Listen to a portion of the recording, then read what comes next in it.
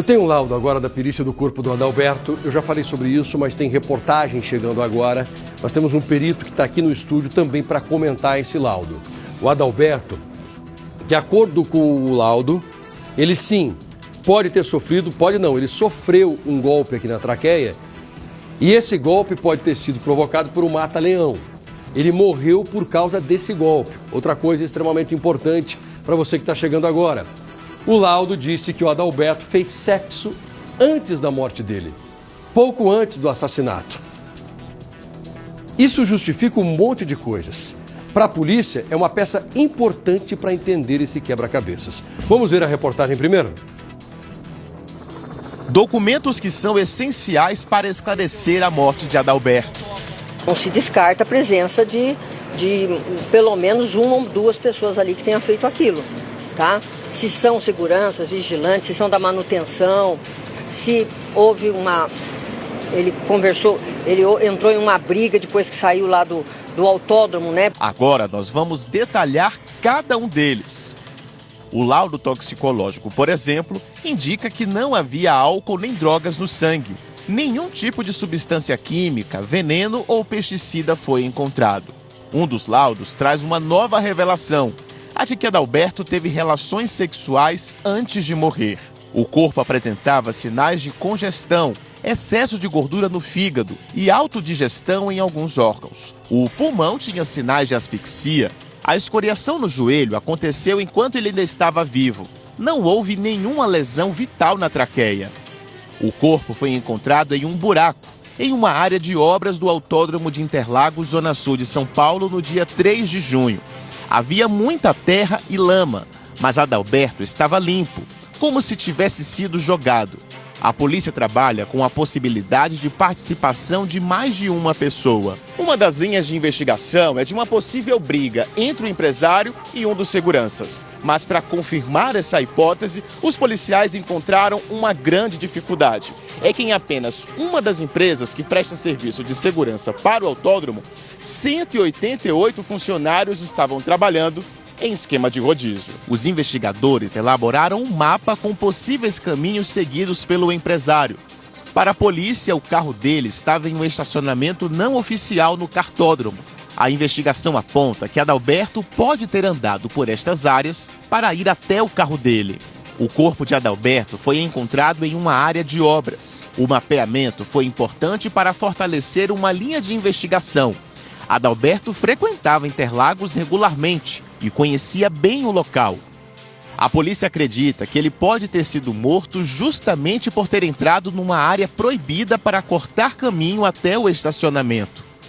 Os locais têm seguranças independentes. Uma das hipóteses é que ele pode ter sido abordado por esses agentes. Nós encontramos toda semana, né? Para praticar um esporte, andar de moto.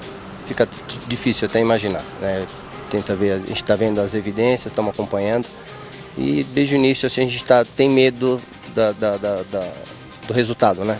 A compressão torácica, apontada como causa da morte de um laudo preliminar, pode ter sido provocada por uma imobilização. A possibilidade de acidente está descartada. O empresário foi encontrado descalço e com os pés limpos, o que sugere que ele não andou pelo chão de terra da obra.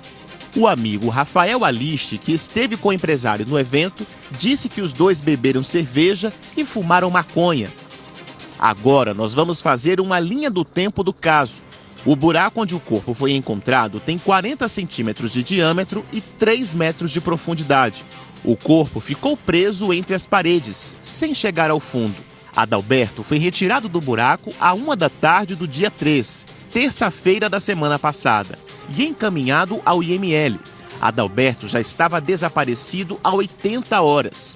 A última comunicação dele com a família foi na sexta-feira, dia em que foi ao evento.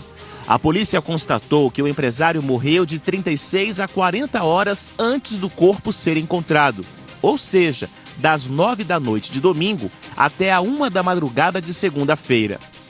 O evento acontecia no autódromo e o carro dele estava no cartódromo. O que também intriga a polícia é o sangue encontrado no carro de Adalberto. Exames já foram feitos e o resultado pode ajudar na investigação. A delegada Ivalda Aleixo diz que Adalberto não chegou ao carro e que o sangue estava ali antes do empresário ser encontrado morto. Agora, a polícia ainda aguarda a análise de câmeras do evento e da região, a perícia nos celulares e os novos depoimentos para tentar solucionar o caso. O laudo do Instituto Médico Legal jogou uma nova luz à morte do empresário Adalberto, encontrado num buraco no autódromo de Interlagos. O documento revela que ele foi asfixiado e tinha ferimentos pelo corpo. A polícia ainda tenta entender o que de fato aconteceu. Bom, amigos, muda bastante coisa, minhas amigas. Eu já falei aqui, tem outros detalhes que eu conversei há pouco com investigadores. Eles disseram que a polícia agora imagina o seguinte: a forte possibilidade que ele estava fazendo sexo e que ele foi flagrado por alguém. Aí o Lombardi fez essa pergunta aqui: mas ele foi flagrado por um segurança ou, de repente, pelo namorado da pessoa que ele fazia sexo? Pode ser.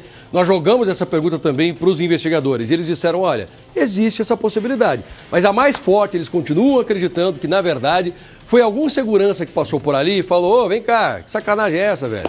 Tá fazendo sexo aqui, não pode e tal. Ele começou a discutir com o segurança. Aí o segurança, ele se sentindo ofendido, acabou matando o Adalberto. Mas se for isso, o que justifica? Eu não lembrei de perguntar na hora para o investigador, Lombardi, só estou pensando agora. Mas se for isso, o que justifica o fato dessa mulher não ter aparecido ainda? Porque nós não tivemos nenhum relato de família procurando por uma mulher desaparecida. Não. Será que o segurança, então, ele mata o Adalberto e fala para a mulher, cala tua boca e não conta para ninguém? É mais difícil isso, não, doutor? Difícil, com certeza. Nesse ponto, né, até agora, tem uma outra possibilidade que eu até preferi deixar. Eu não sei nem se eu falo isso. Não, fala. Porque realmente existe uma complexidade. Se estiver faltando empurrãozinho, pode falar. Mas eu, como perito, né, a gente analisando todo o cenário e as possibilidades, pode ser que o segurança ou uma outra pessoa, né, percebeu que estava tendo aquele ato sexual, imaginou que pode ter sido um abuso, para não utilizar outra palavra que é mais forte, e ter tentado conter ou até mesmo tirar a vida, né, por dolo realmente. Então é uma grande possibilidade isso, considerando todo o cenário até agora. Todos os vestígios, né? Então, é que não é o perfil do Adalberto, né? A gente olhando a vida dele, não parece o perfil de um estuprador, né? Sim, mas realmente, pode ter sido que não tenha cometido um ato de estupro, mas o que a pessoa estava enxergando era outra coisa. Entendi. Então tem dois cenários aí. O que estava acontecendo e o que a pessoa pode ter percebido. Né? Então isso é o que a investigação vai trazer. E há também a suspeita de que, vamos dizer que tem uma mulher envolvida na história e ali deu aquela confusão, ela foi embora, ela não sabia nada e a partir do instante da notícia que nós aqui demos em primeira mão aqui do encontro, primeiro do desaparecimento, depois do encontro, que o desaparecimento ficou restrito às proximidades do autódromo, a quem conhecia. Mas o encontro do corpo, nós demos aqui com exclusividade no começo, a pessoa deu, quer saber? Por que essa mulher não apareceu ainda? Vou ficar na minha. Bom, imagina. Porque é casada, talvez? Também, possivelmente, comprometida, uma série de outras coisas. E aí ficou quieta, está na dela, não tem as imagens para identificar se ele estava com uma mulher ou não, onde estava. E aí, você sabe, tem gente que não vai se envolver. Imagina. Porque as imagens que nós temos do Adalberto, ele não está acompanhado de nenhuma mulher. Porém, são poucas imagens. Seria muito importante que a polícia revelasse essas cenas aqui. Se tem alguma outra mulher ali ao lado dele, conversando com ele.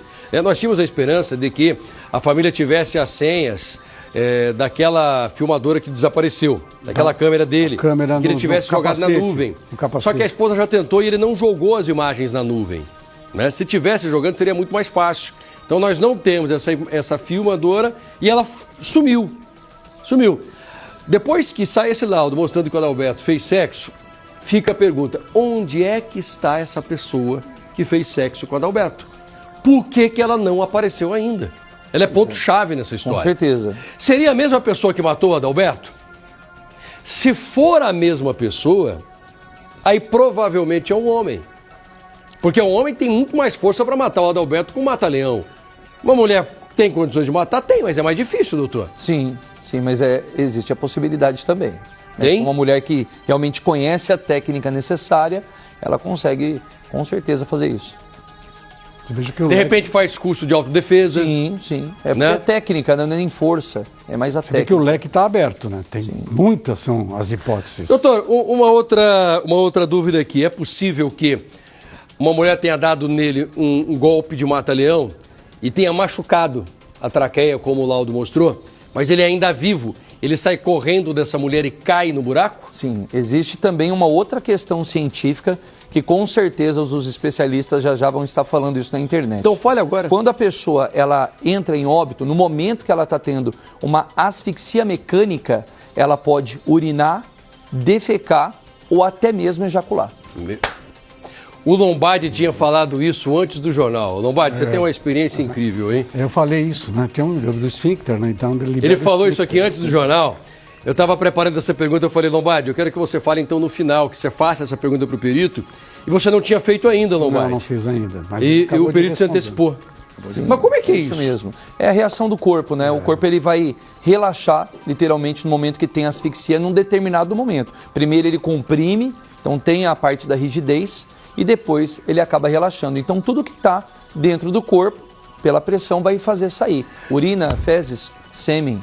Um produtor nosso conversou com a mãe do Adalberto. Foi uma conversa muito bacana. Ela falou tudo sobre o que ela pensa. E nós não colocamos essa entrevista no ar porque essa mãe não quer ser filmada, ela não quer aparecer, não tem problema nenhum, nós não vamos colocar no ar, eu respeito demais. E a mãezinha do Adalberto, ela falava o seguinte, olha, antes de sair o resultado eu já sabia que ele não usava drogas. Porque muita gente estava falando que ele usou maconha, um amigo dele também. Eu sou a mãe dele, eu conheço meu filho e ele não usava drogas. Essa mãe tinha falado isso. Só que não tinha saído o resultado ainda dessa questão do Adalberto ter praticado sexo ou não. Agora eu imagino que a mãe do Adalberto está falando a mesma coisa. Também tenho certeza que ele não trairia a esposa. Sim. Porque se existe essa possibilidade, com certeza a mãe do Adalberto está dizendo isso. Então foi exatamente o que aconteceu. Sim. Provavelmente, inclusive quando a pessoa tem um alto consumo desses tóxicos, seja álcool, seja entorpecente, existe uma janela de detecção no equipamento que traz o resultado para o laudo. Então, se ele não tem o costume de ingerir esses entorpecentes, seja maconha, seja álcool, realmente o tempo que vai ficar no corpo, ele vai repelir com mais facilidade, fato este que sai negativo no laudo. Então, pode ser que ele realmente não utilizou, ou utilizou uma quantidade desconsiderável que sai mínimo isso no laudo, acaba dando negativo. E isso é comum, doutor, ou é mais difícil? Bom, tem gente chegando agora, só para você entender, o Danilo Pelegi é um perito forense muito conhecido em São Paulo, e ele disse que quando uma pessoa recebe o mata-leão, existem 3 possibilidades. Por favor, quais são? Primeiro, liberação, urina, fezes e, em consequência, também esperma. Isso pode acontecer? Pode acontecer. Então, quando o laudo sugere que ele praticou sexo porque foi encontrado sêmen no corpo dele, pode ser que, na verdade, esse sêmen não tenha sido liberado por causa do sexo, e sim por causa do mata-leão. É isso mesmo. Só que aí vai uma outra questão, né? Qual? Por que realmente cometeram esse ato com ele? Por que tiraram a vida dele, né? Se não, supostamente, não teve um ato de abuso, né? Qual foi realmente a questão de terem tirado a vida dele. Mas isso não é nem a perícia que acaba trazendo, mas sim a investigação, ou seja, levantar testemunhas, e se teve realmente uma mulher que supostamente teve a relação sexual com ele, se não aparecer vai ficar realmente essa incógnita, né? E nesse mata-leão, se tiver a liberação do sêmen, é numa quantidade suficiente para aparecer no exame depois? Com certeza. É? Às vezes uma gotícula já é suficiente para aparecer no exame? Sim. Tá. E existe como detectar?